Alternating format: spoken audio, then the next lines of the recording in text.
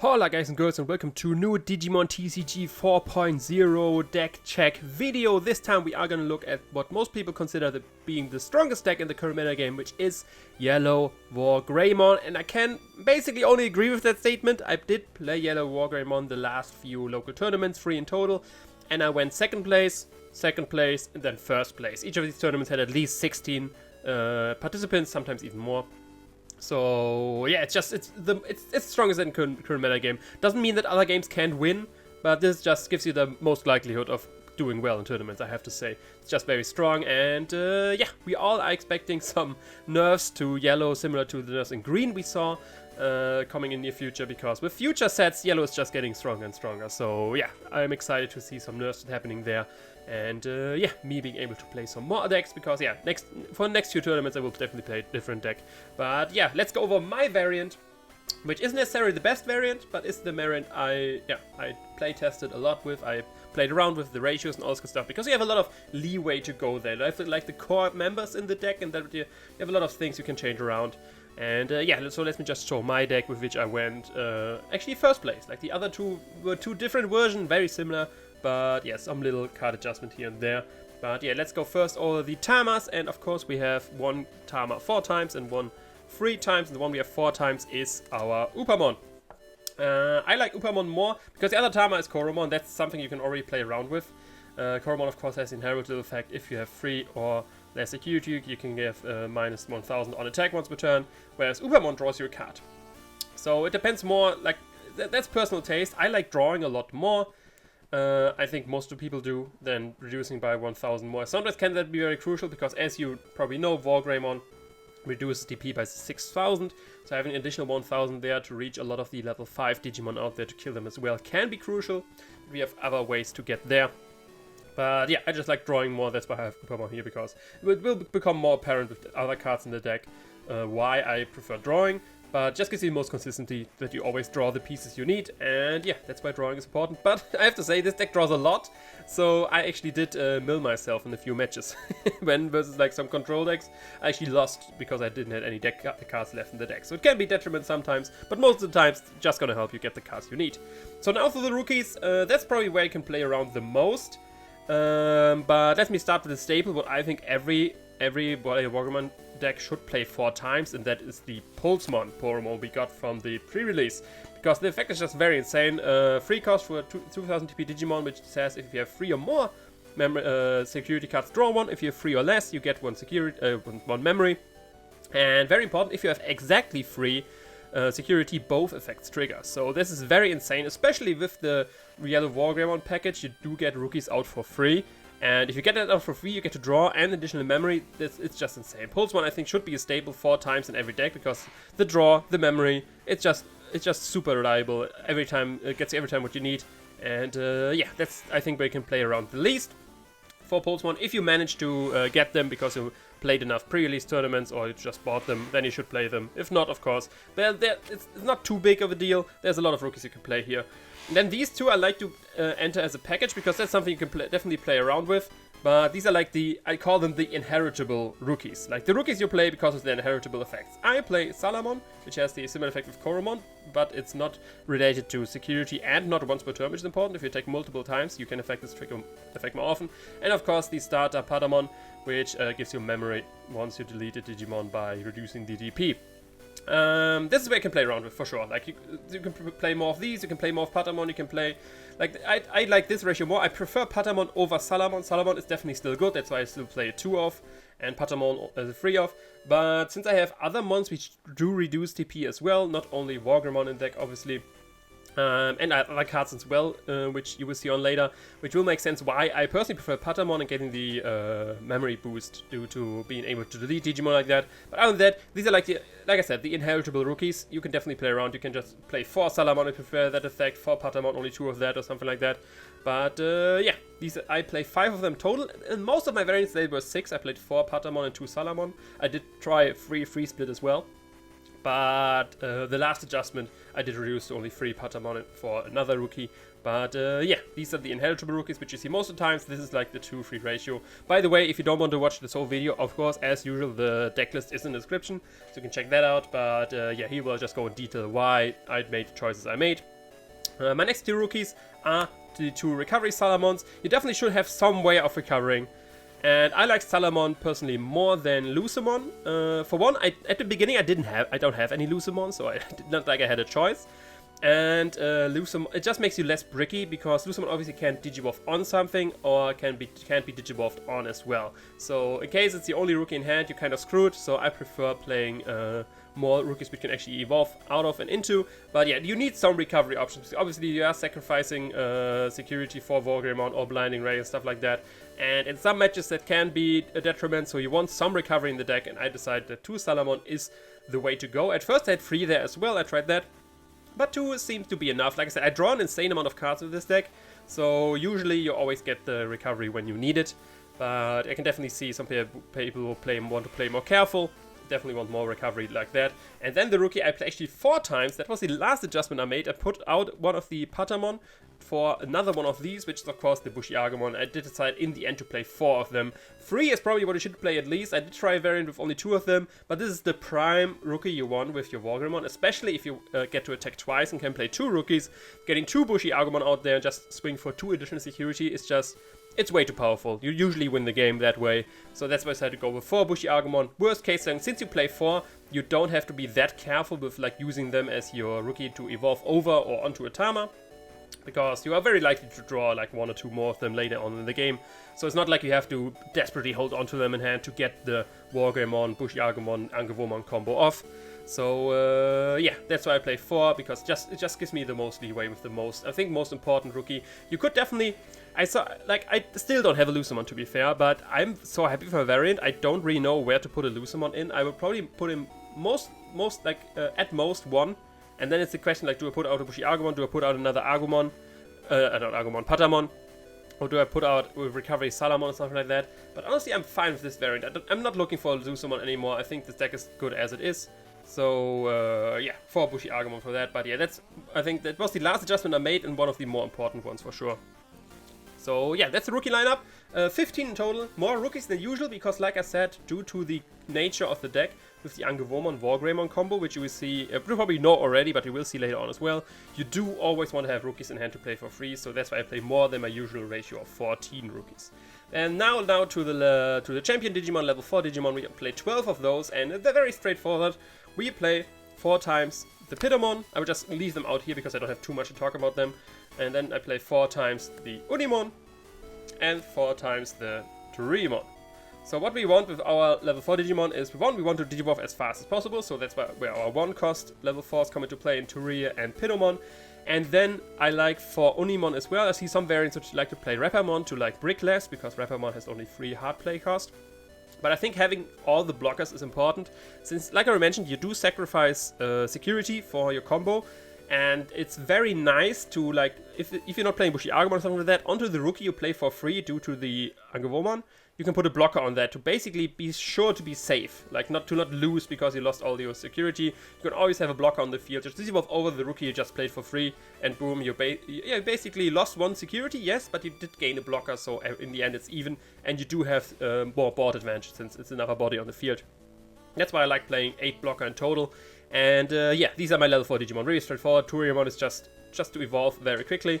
And yeah, the others are there to block or evolve very quickly as well in the case of Pidomon. Like I said, if you want to play with Repamon, I probably would put out some Unimons or something like that. But I prefer having all of the blockers for the already mentioned security reasons. Not necessarily security, but like to be safe. So yeah, these are my level 4 Digimon. Let's get them out of the way. Now get to level 5. And yeah, one staple you of course have to play, because that's the whole reason basically to play this deck, is of course the Angewomon, which has the very nice, for one, the very nice Digivolve effect that you can give a Digimon -2 security attack, which even without this effect, this card would still be 4 times in the deck, but it's just a nice add-on as well, gives you a bit more safety, can buy you a turn. And then, but the reason we play this is of course the inheritable fact that when attacking, if you have 3 or less security, you can play a yellow rookie for free on the field. And yeah, on play effects still do trigger. And that's just OP, because with Wargreymon you do lose 1 security when attacking if you want to trigger the effect. And then it's very easy to get to exactly 3 memory. trigger the effect, get, for example, Pulsemon out there, draw, get a memory, or get a Bushy Agumon out there. Like, this is the reason the deck is so powerful, is this Angomon plus Wargreymon combo, so you definitely want to play 4 of them. And yeah, it's the reason the deck is so strong. I expect, to be honest, I expect this card to be hit, similar to the Agumon in green. This is gonna be probably limited to 1, I assume. And yeah, this definitely would make the deck a lot weaker, but yeah, not unplayable. But my expectation for yellow is that the Angewomon gets hit and gets reduced to a limit of 1, similar to the Agumon. But yeah, that's Angewomon for you. Like, not too much to talk about it. If you get multiple attacks of, like you can see, this attack is of course not once per turn. So if you, since you do unsuspend your Wargreymon, you get another attack of, you can potentially play another rookie. But that of course always depends on which rookies you have in hand, and if it's worth it keeping your Wargreymon suspended and due to that, like, vulnerable to being attacked on. So yeah, it always depends if you want to actually get 2 attacks on 2 rookies in the field or not. But yeah, the option is always there, of course. Then for my other level 5s, I play 8 in total, which is my standard ratio for my decks. And I decided to go with 2 Wargreymon, which has a very nice Digiburst effect to give minus 4000 for Digimon. Then Heritable is nice as well. You get to 12k with your Wargreymon then, which sometimes matters, mostly in the mirror match. But 12k sadly is still in the range for a lot of the level 6 which we see played. But the Digiburst is pretty nice. For one, it can just get rid of rookies. For a second, it can, with addition on the minus 6, like if you have this on the field, you give minus 4000 to something, then you play Wargreymon onto that, you get another minus 6000. Like, stuff adds up. Stuff adds up. And these 4000 extra boosts can go a long way in getting rid of some level 6 Digimon or similar. Especially with the Slash Angemon you will see later on. Minus 4000 plus the minus 8000 from Slash Angemon equals a total of minus 12,000, which most of the level 6, if not all of them, will die to. So very nice removal option there. And yeah, but I still only play 2 of them because I don't want to have only free cost evolution. Like I said, the Angomon has a free cost evolution line, the Wargreymon as well. And what I do want to have is the option to evolve only for 2 in yellow. And for that you got 2 options. You can play the Antilamon, or what I do, I play 2 Sirenmon. You could definitely change that up as well, like play for Wargreymon, skip the... But I like the surprise factor being able to Digivolve for only 2. And I like the hard play cost of only 5 to mostly play a Slash Angemon onto that. And just get rid of something the opponent wants to do. And yeah, it's just the... kind of surprise factor. Not many people see the 2 cost level 5 coming in the deck. Most people probably only play the 3 cost, be it like the Recovery Angewomon or more Wargreymon, something like that. But yeah, being able to surprise the opponent like that and turbo out a Slash Angemon, a Wargreymon, or even a Chaosmon later on can definitely make the difference. That's why I play 2 of them. And then it's, I guess, personal taste if you want to play a Sirenmon versus the Antilamon, because of course the 6000 DP can be a detriment pretty much in the mirror match, because yeah, it just dies. It's level 5, it just dies to the attack, similar to Angewomon. So sometimes you do probably want to prefer Antilamon, but I like it for just for the hard play option in other matchups, for example, and then be able to put a Slash onto that, put a Wargreymon onto that, and turbo into Chaosmon or something like that. And yeah, for that, Sirenmon is pretty nice. But yeah, definitely, like, my recommendation would be definitely play 2 of the 2-cost evolution level 5 Digimon, be it Sirenmon or be it Antilamon. That's up to your personal preference. But yeah, now going to the level 6 Digimon. And of course, since it is a Yellow Wargreymon deck, we of course play 4 times the Yellow Wargreymon. Pretty straightforward. Yeah, very nice when attacking effect that, like I mentioned, you get an extra card out of his security, you can potentially attack a second time and give minus 6000 for one of your opponent's Digimon, which with other stuff adds up to killing a lot of strong stuff, or you can just get rid of a blocker most of the time, making sure that your attacks go through. And yeah, that together, like I said, getting additional card in hand, you lose security, you get very likely get to 3 security or less. And yeah, then you just trigger Angewomon and go to town on the opponent and go town on field and get insane board advantage. And yeah, that's how you usually win the game with Wargreymon. Like I said, pretty strong. Very important though, of course, is to get to free memory to attack on the same turn you play this, or to have it in the raising area. Because if your Wargreymon Angewomon line gets removed, you need to get it again. Like, this is your way of winning. If you play too reckless with that and you don't get enough value out of that before it leaves the game, you will lose. So this is something you have to be careful about. But other than that, it's very easy to pull off and very strong and very insane. Yeah, that's why this deck is, in my opinion, the strongest deck in the current meta game. But yeah, that's Wargreymon 4 times, of course. And then, like I mentioned, we do play more level 6s, which are we play 2 Slash Angemon. Like I mentioned, it's just great removal. It's a nice secondary level 6 Digimon. This triggers, of course, our Patamon as well to get additional memory. And yeah, like I said, with Wargreymon, like I mentioned, I meant that combo already, with Wargreymon together, we can reduce the DP by 12,000 in potentially 1 turn if you have Wargreymon already, and just get rid of a level 6 Digimon very easily. Slash Angemon with 8,000 DP If you have an Angewomon under that, still can trigger the effect to get additional rookies on the field. 8,000 of course not as strong as 11, but still, usually only level 6 Digimon are strong enough to kill you in security. But yeah, that's the Slash Angemon. Was played already in all the BT1 and BT 1.5 decks and still be played in BT4. So yeah, now to level 6 Digimon, I actually decided to play 3 of the Chaosmon. That's, I think, maybe more than usual. Sometimes I only play 2 of them, but that's the reason I play more Patamon as well, since I do play maybe more Chaosmon than the average. But yeah, Chaosmon is just a great level 6 Digimon.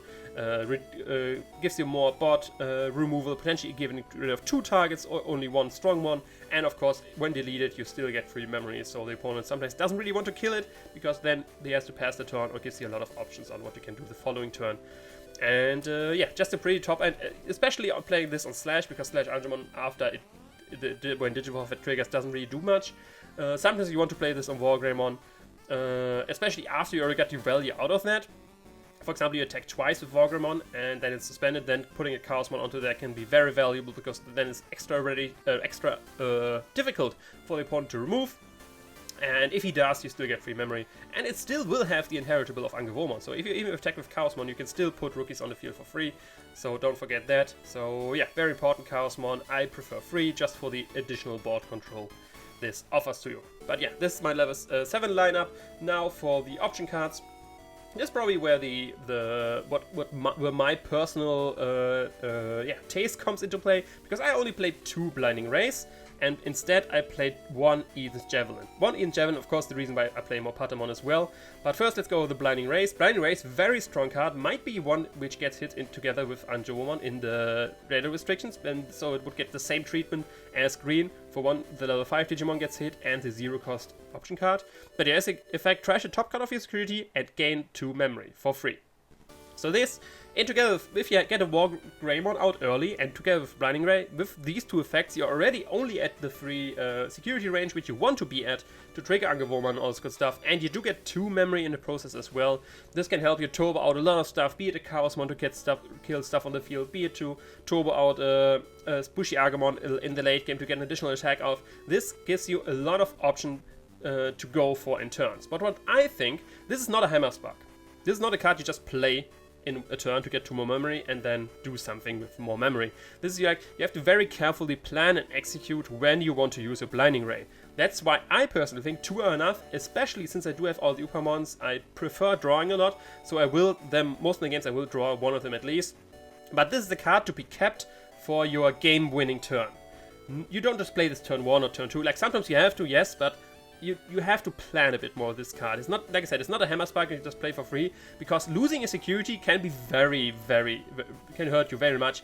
With Wargreymon, you can potentially you can kill an opponent Digimon, and then you get a trade like, yes, you have 1 less security, but the opponent has 1 less Digimon to attack my security as well. But with Blinding Ray, you only get memory, and this memory has to be used very wisely, very smartly to make up for the loss of security, if that makes sense. So that's why I think 2 are enough, because you're not going to play them willy-nilly, you don't need more of them. Usually 1 of them is already enough to decide a turn for you, at least in my opinion. Like, some people might disagree, you want to play more of them, that's fine. I play 2 of them, and that's opened the spot for 1 Eden's Javelin, because that is a very high surprise sector. I saw no list with Yellow Wargreymon which plays like one of the removal option cards. Since I draw already a lot, it's very easy to get like 10 cards or higher to basically delete anything in the deck, in the metagame.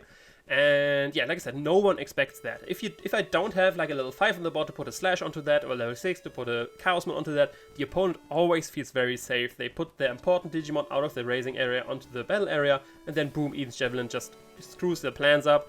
And the security, this of course is super strong as well. It's just a free removal card in security. And yeah, like I said, I think as a one-off it is even enough, because like I said, it is a surprise card, it is a tech card. And I don't know what I would put out to put more Eden's Javelin in, but one time it just saved me so many games to have this additional rule which the opponent never expects. And like I already said, since I draw so much with the deck, I will have this in hand a lot of the times. And yeah, this is like my personal tech card. You can just easily put this output for a 3rd Blinding Ray and then play a more quote-unquote standard Yellow Wargreymon. But I like Eden's Javelin a lot, saved me a lot of games because the surprise factor is just insane.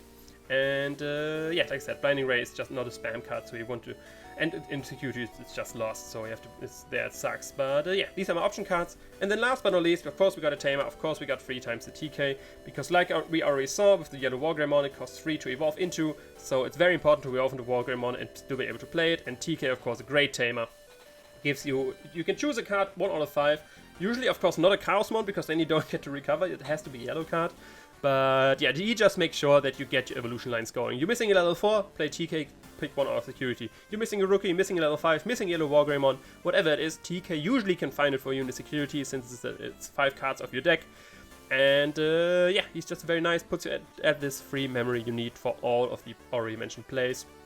Be it Wargreymon into a /Angemon to kill a champion, for example, in 1 turn, stuff like that. TK enables all of that, so very important to have TK on the field.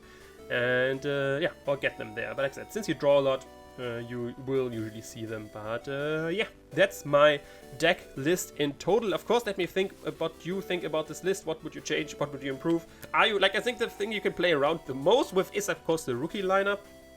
I think that's where you have the most leeway, like to add something or remove something to personal taste. But I personally think that this is the strongest deck I built so far, and at least the performance did prove that as well. So yeah. If you want to play that as well, of course, give it a try. But that's all for this video. I hope you did enjoy. If you did, of course, leave a like, comment, subscribe. You know the deal. Hit me on Twitter, Facebook. All the links in the description. And I will see you another time. Ciao.